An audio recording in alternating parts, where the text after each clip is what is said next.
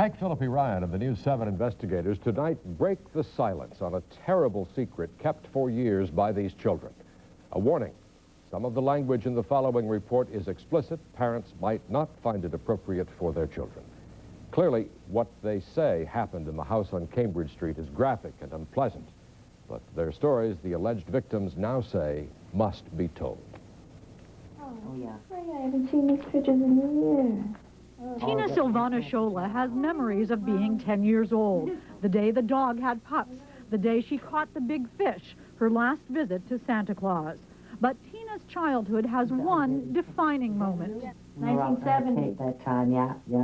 Was this before or after? What Tina means by before or after is before or after her visit to the house on Cambridge Street in Salem. Her mother says Tina was sent there after her father died in 1970. She didn't want to be with her friends. She wanted to be alone all the time, just completely alone. I mean, that's not a good way to be. And the school suggested that I take her for help. Here at 1 Cambridge Street, Dr. Tobias Friedman was waiting. As director of the North Shore Children's Guidance Center, which offered mental health services to the community, Dr. Friedman, a psychiatrist, counseled troubled children from all over the area.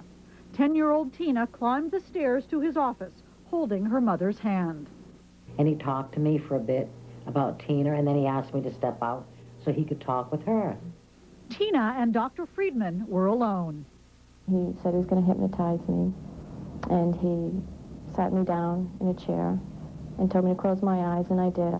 And then he told me I would taste cherry licorice, and I believed him that I would. And then he put a lollipop in my mouth several times, just put it in and out of my mouth.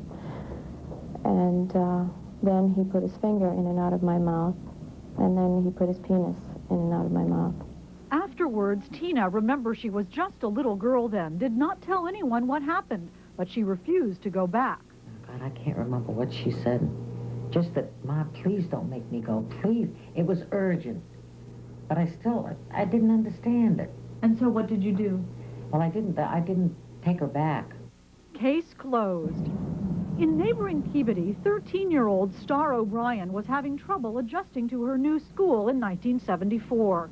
One of her teachers noticed, and following procedure, the school sent Star to Dr. Friedman. He said that he was going to hypnotize me, and he told me to fold my hands, close my eyes, and I did. He first stuck a lollipop in my mouth, and then a candy cane. As I looked up, I opened up my eyes, and I could see it was hanging out, and he tried to stick it in my mouth, but he quite couldn't do it because I kept my mouth closed. Star told her teacher he didn't want to be identified today, but described how he and the school principal then confronted Dr. Friedman. He disclaimed everything and said that, and basically said that she was an emotionally disturbed child, and when you're dealing with someone like that, they're apt to say anything. What did you think? Well, I thought he was lying through his teeth. The principal, now dead, decided to do nothing.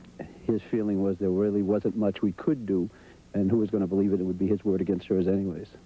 Case closed. In 1968, Beverly student Joyce Bowen was 16 when she was sent to Dr. Friedman. He attempted to put me under deep hypnosis.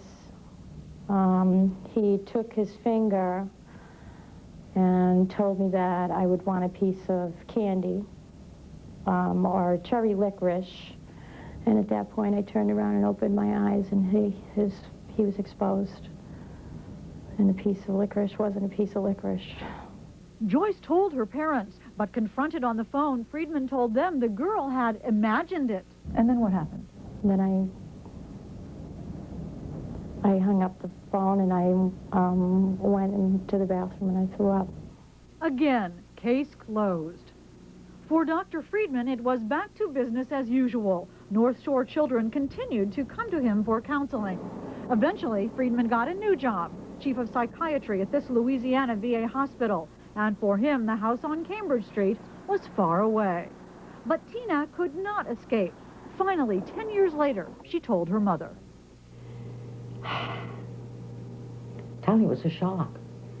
I didn't know what to say, what to do. I jumped up and I grabbed her and I hugged her, and I had never heard of anything like that. After that, Tina turned to group therapy and there, by chance, met Star. I was very angry. I thought I was the only one that he did it to. The silence was broken. Joyce and a fourth woman complained to the state medical board. But in response to the now formal allegations, our investigation found Dr. Friedman wrote a letter saying he couldn't remember any such incidents. He did resign his license to practice, but essentially at age 65, he simply retired. Case closed. His resigning, giving up his license was, nothing at all. I want to see him put in jail, and I want to see him face to face and just ask him why. Some of these people say you should go to jail. Well, I think that's a terrible thing to say. We found Dr. Friedman far from jail, comfortably retired in an affluent Shreveport, Louisiana neighborhood, Cadillac in the driveway. Let me ask you, did any sexual encounters take place with any of your patients while you were at North Shore Children's Guidance Center or any of its incarnations? Well, I don't believe so. You don't believe so? No, in this sense, I think that there's misinterpretations in the community. So many of the accusations are exactly the same. That's what confuses me. Can you clarify that at all? I can't. You can't. Well, let me ask you something. As a psychiatrist, when a child who knows nothing about sex says that a man showed her his penis and put it in her mouth, is that something that a child could make up? 3 children, 6 children could make up? Well, I would think not offhand. So I guess what I'm wondering is, where could this have come from? All these young girls making this up? Is that what you say happened? No, I can't speculate on that. Now take another look at Dr. Friedman's retirement. You know who is helping to fund it? You are. Our investigation shows for 13 years, including those at the house on Cambridge Street, Dr. Friedman was a state employee, paid by state tax dollars. And records we obtained under the Freedom of Information Act show, even after Dr. Friedman resigned under fire over child abuse, he collected a state pension. And he still does. More than $650 every month. If he walked in here now, I'd kill him. I'd kill the man. Because? And what he did to my daughter, and God knows how many other lives he has ruined. Dr. Friedman says he doesn't remember Tina's mother or anyone else we talked to, though records we obtained clearly show he met with them. But now, as far as Dr. Friedman's concerned, case closed. You take early retirement, what do they do? I wish them the best. What the doctor's alleged victims are wondering right now is how many others are still keeping silent about their experiences in the house on Cambridge Street.